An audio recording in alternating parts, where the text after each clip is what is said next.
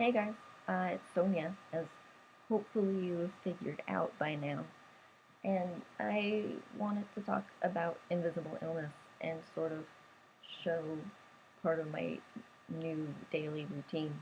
Um, since I got pancreatitis, which hopefully is gone, I'm just sort of on the recovery. It's sort of it's forced me to make some lifestyle changes, and that's nothing new for me. A year ago, I had surgery, and that also caused a big lifestyle change. And I've been dealing with chronic illness for about 6 years now. However, it's something that a lot of people don't know about and aren't aware of. And I figured, hey, it's National Coming Out Day, and while this isn't me coming out about sexual orientation, this is me. I figured we should talk about invisible illness and sort of make it less of a stigma to talk about. Um, and also, this is the first time where I have a lifestyle change dealing with chronic illness that I am comfortable doing a video about. Hey, so this I'm okay. I know people.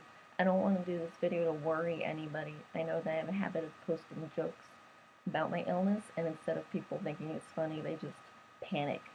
So I'm okay. But invisible illness is a really shitty thing. Obviously, illness in general is shitty. If you have a wheelchair, that sucks. And I know that people who have more physically apparent disabilities probably deal with a lot of prejudice and bad behavior from others who are just being assholes.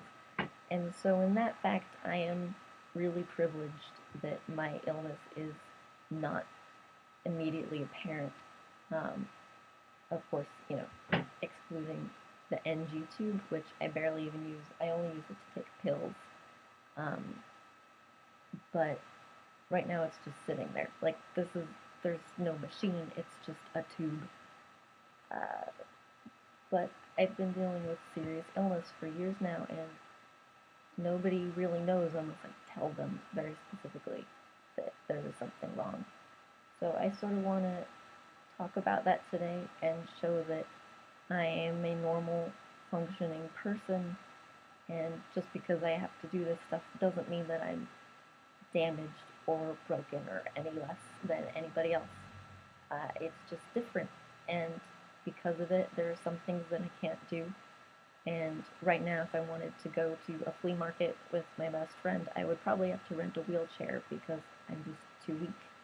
And uh, I'm not really allowed to eat food right now. I have not eaten, I mean, today and yesterday I started eating soft foods, but for about 7 weeks I hadn't eaten anything besides a couple days of being able to eat jello and Italian ice. If I never see another sugar, water, fruit flavored thing again in my life, I will be ecstatic.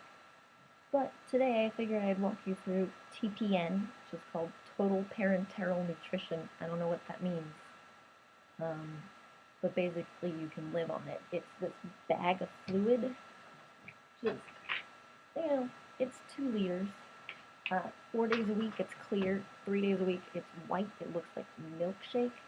I get it over 12 hours, so I'm sure that at that 12-hour mark, if you cut my arm off, I would bleed like a bishop from Aliens.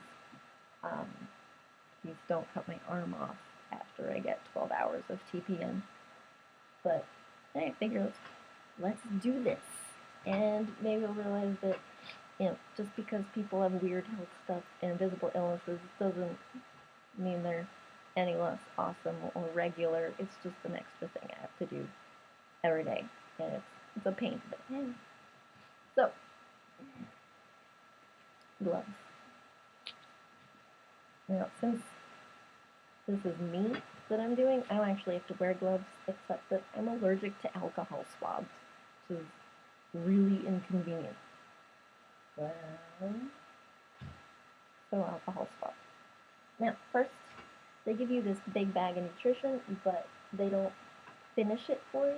You have to add vitamins. So I have 3 little bottles of vitamins. They're adorable little bottles. First, I have to disinfect them because I have to disinfect fucking everything. So, disinfect, disinfect, and then the bag as well. We call this the baby, the bag.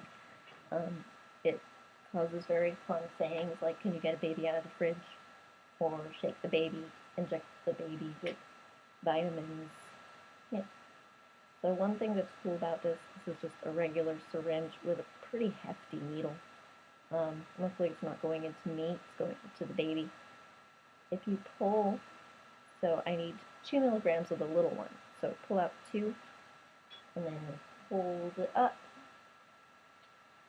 If you push it in the air, hold it down a little bit, and then just let go, it fills by itself to the mark that you, whoa, okay.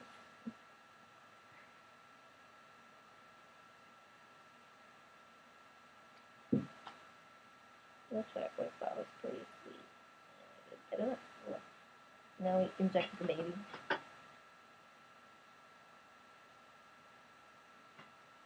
Now, I don't know why they can't do this for me, but it's kind of fun doing the holding it up and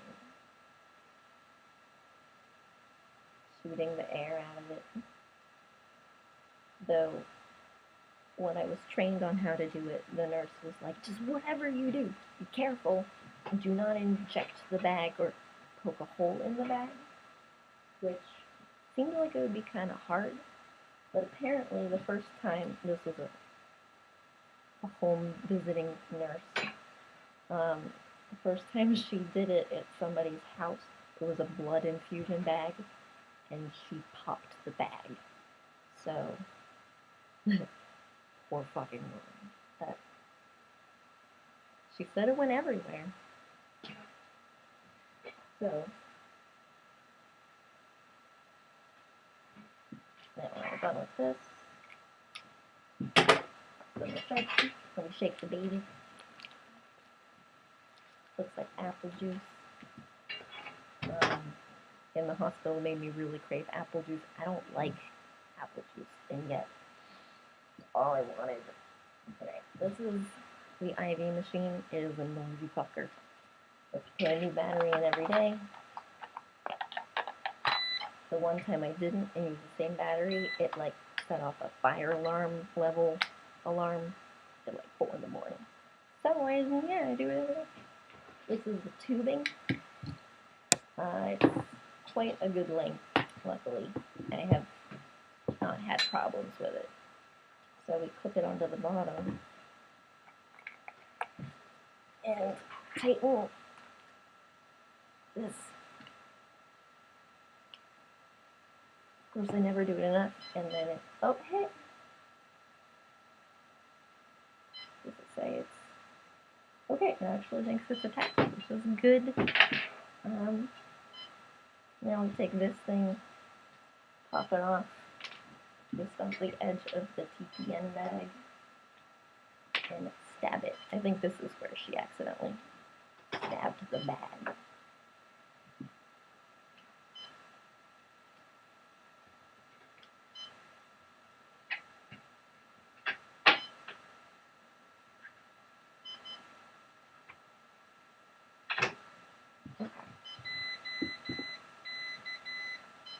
Now this is the part where we have to prime the tube, which means pump a very small amount at a time of this juice stuff all the way through to the ends of the tube.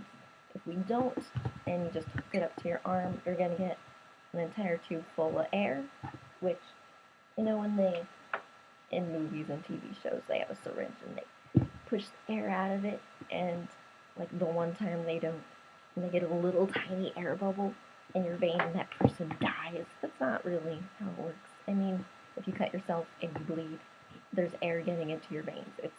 You can have air getting into your veins, it's fine. But a whole tube of air would kill you.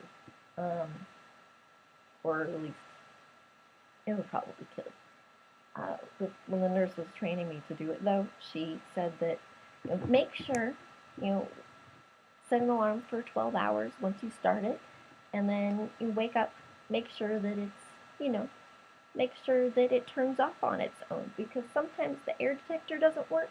When there's air in the line, it won't go off. So I had one guy, and he woke up and half the tube was full of air, and he didn't know how to turn it off. I think he just disconnected it from his arm. She seemed to think it was like this really funny story, and it fucking terrified me. Like, that's not funny at all. If he'd slept another 5 minutes, he could have died. Um, Fun anecdote. So, yeah, of course, the first night I woke up an hour beforehand, and then I woke up half an hour earlier, and then I woke up, just waited until it was done, and then just like disconnected it from my arm, even though it wasn't actually done. So I missed out on some nutrition that night due to panic.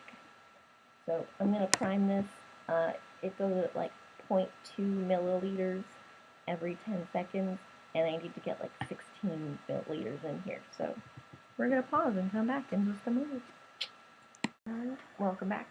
I have primed the tubing. You want to see how loud it is.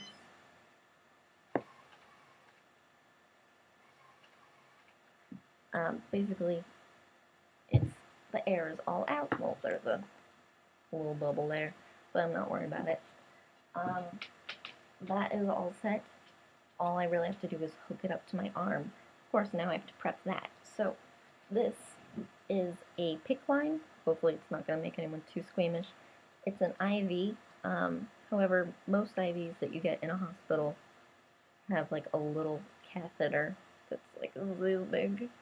And they put the needle in your arm, and then they push the little catheter over the needle and then take the needle out. So usually it only goes in like an inch. And this one's a little different because this stuff is hard on the veins, I guess. If they gave it to you just in a regular IV, it would be bad. I mean, I've had bags of fluids, just plain saline with potassium in it, and that shit ruins IVs, and it hurts, like burns, and so, I have a fancy IV for it. This IV has 2 ports, so I can actually do 2 things at once with it.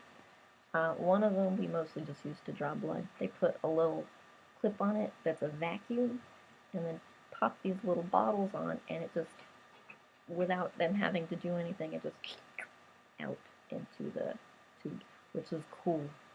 It'd be even cooler if it weren't, me. But hey, what can you do?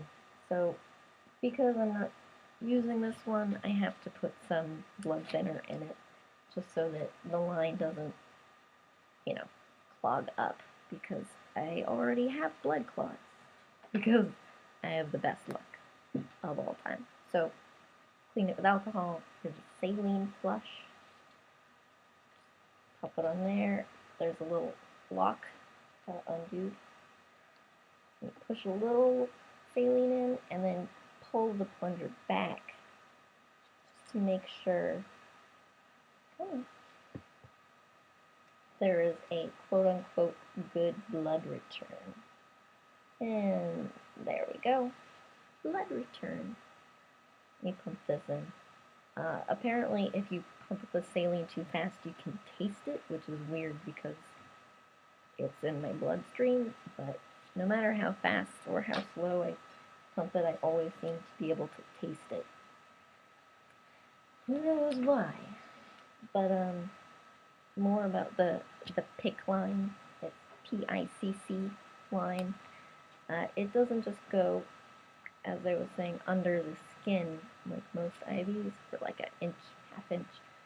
It actually, 2 ports, it's put in with an ultrasound, which is cool. And the first time it was cool and fun, and the second time he didn't tell me where he was going to stick me with a needle, so that asshole gave me a panic attack. This was fun. But it goes into the skin, and then it goes all the way up in like one of the major veins, and then down almost into my heart. So that's cool. When I was getting nutrition through this thing, which it was like a bottle of wood glue, basically, um, made me sick right away. So we gave me one of these, but we called it nose food. This is heart food. Hey, cute. So now this is the purple line. That's usually what we use for TPN. Doesn't actually make a difference. People just do the red one for blood because that's easy to remember.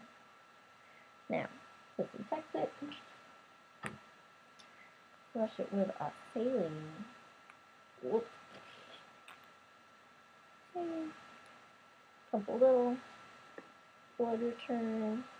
There we go. Push it all the way in. Push it. Alright, and then we're going to take this guy. This is the end of the tubing. One more alcohol white.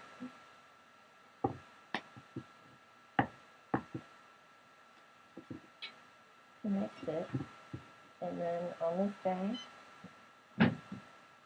start the pump. Yeah. And then it tells me a million things that I don't need to know. Like the reservoir volume, infusion volume, infusion period, all stuff I know. I get every night for 12 hours. There's a taper up and down period. They put extra in it in case, you sleep in or you can't change it immediately after 12 hours. Then it goes to KVO, which is keep vein open. This gives you like 5 milliliters an hour. So it's very slow. They gave me a backpack to load it into. You wrap it like a diaper. It's like a baby Bjorn for your nutrition baby. Now I just have to take a shot, which I'm not going to film because I have to pull down my pants because I have to do it on my thigh. But it's this guy. Take it twice a day. Whenever you get admitted to a hospital, they will prescribe you one of these a day. And if you're up and moving around, you can skip it.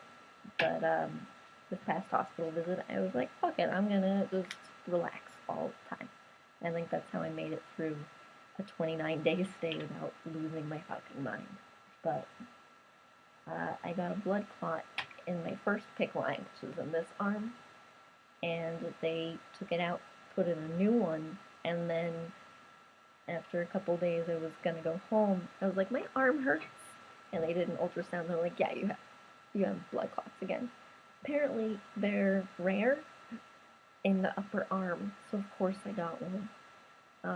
But they keep using it because apparently it's in the vein, not in the tubing.